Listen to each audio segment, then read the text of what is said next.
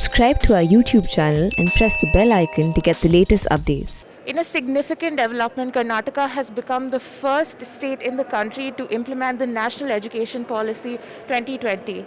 Today marks the launch day of the admission module of which will fall under this policy. Joining me is Dr. Ashwath Narayan, the Higher Education Minister in the state who propelled this move. Welcome to ThePrint, sir. So if you could tell us a little bit about the kind of impact this kind of policy will have on the state. See, if the society has to progress, it needs to address its shortcomings or lacuna. It can happen only through education, a right education with a right skill. So in this direction, to strengthen the society, we need to rectify the education system.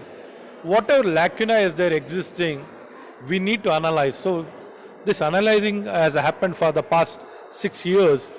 The national education policy, the drafting of the national education policy took more than 6 years.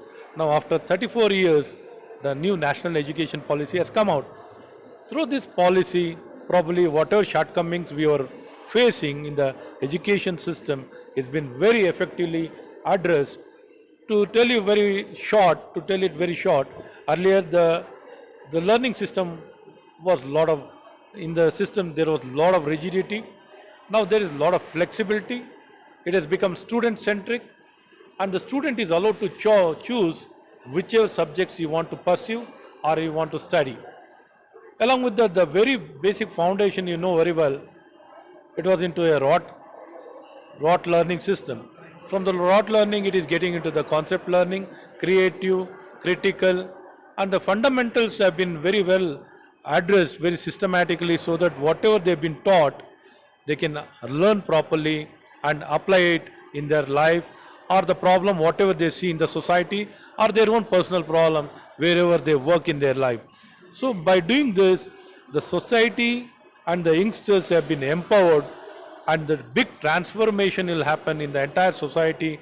We can see that most of the problem being faced in the society can be resolved and addressed very effectively it can happen only through the empowered and educated youths.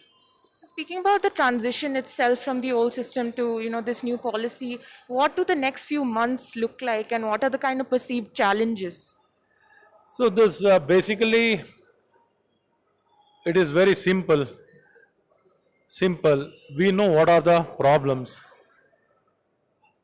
and national education policy has given us how it can be solved. By adopting that, what kind of educated or qualified people can be pass out through this institution, and how much of problems or the concern can be very effectively addressed through these children who are been given a right education, right learning, can definitely be the asset of the society and create knowledge asset, and bring in a lot of innovation and technology into the system, thereby ensuring that our state and our country can progress and match up to the levels of the developed countries and become a much more better place to live. But speaking about the perceived challenges, because some of the colleges, according to reports, did say that they had enrolled students in the older format, and the Department of Higher Education is supposedly in touch with them. See, even now, that is what, even they have admitted the student, it is not going to create any problem. See, now basically whatever we are trying to do, it is student centric. Now student will be given more choice. Earlier the choice was limited. Now the student needs to be given more choice, so the student can select with whatever new subjects he's been offered. He can select as per the new admission guidelines or the framework. Thereby is whatever he wants to pursue, it is his choice. So we are not trying to restrict a student.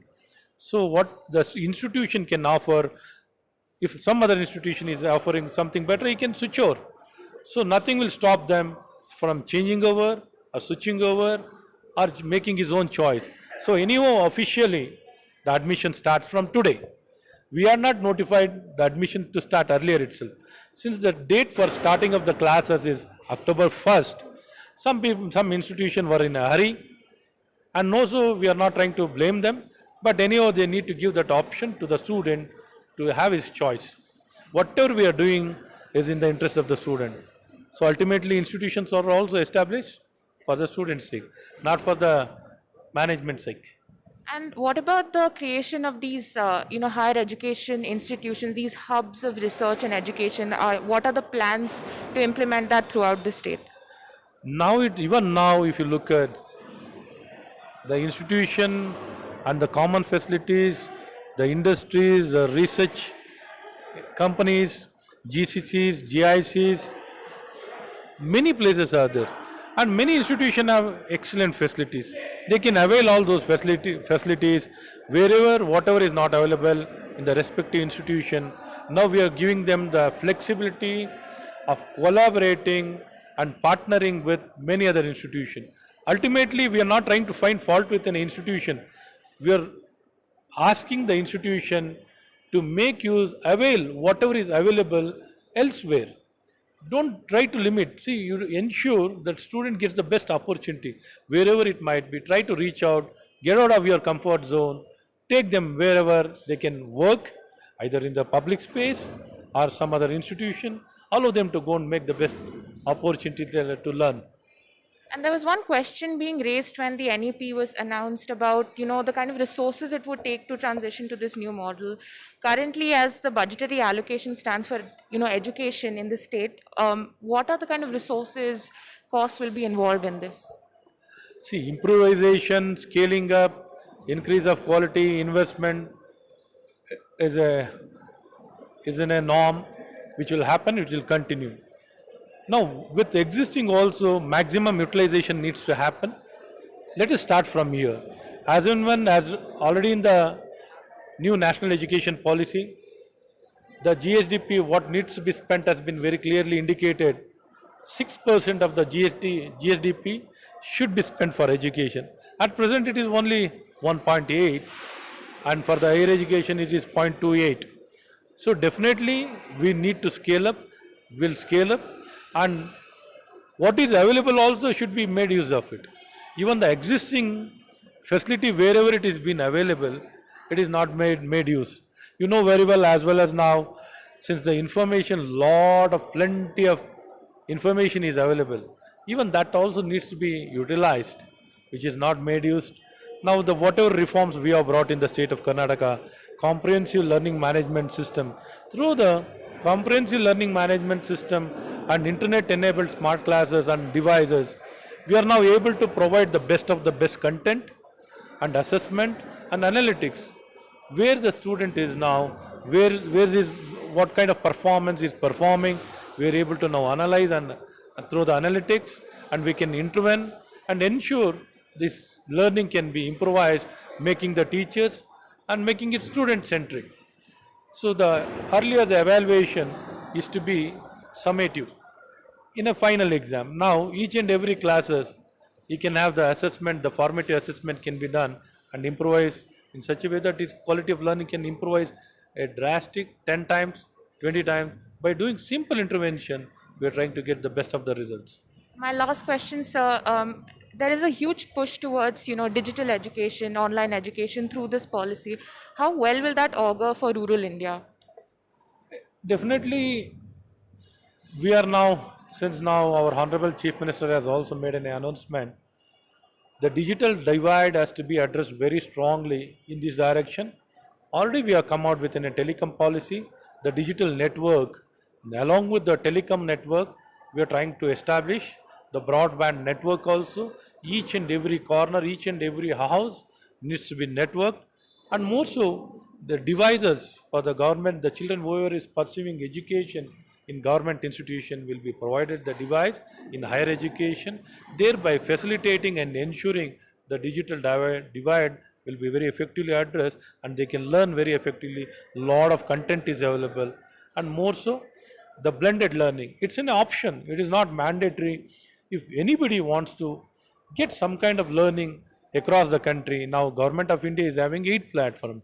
To name few, Diksha and Swayam, there are a lot of content is available. The blended learning, you think earlier they were permitted to have this kind of, flexibility.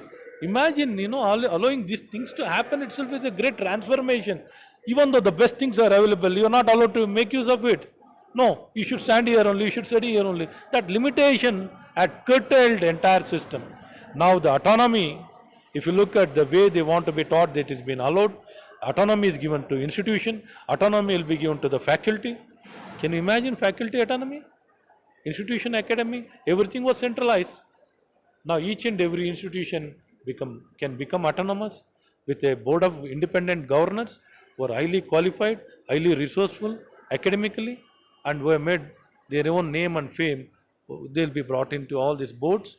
Thereby, each and every corner will be getting the best of the best institution. Probably, I feel this national education policy is going to completely transform our entire society and strengthen whatever challenges we have been facing. We can overcome all this through this right education.